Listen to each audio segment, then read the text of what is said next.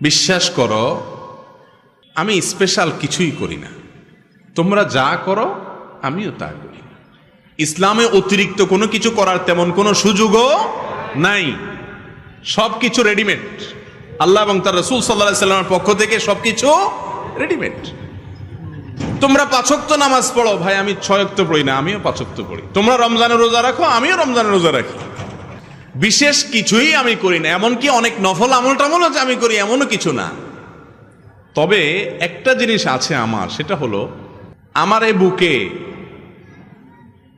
আল্লাহর জমিনে কোনো মানুষের জন্য আমার কারোর প্রতি আমার কোনো দুঃখ, কষ্ট, শত্রুতা, হিংসা বলতে কিচ্ছু নাই। কেউ আমাকে যদি একটা গালিও দেয় তো আমি একেবারে ফ্রেশ মনে থাকে মাফ করে দিই। কেউ যদি আমার পেছনে শত্রুতাও করে আমি হাসি মুখে উড়াই দিয়া তার জন্য আমার অন্তরটাকে পরিষ্কার করে ফেলাই।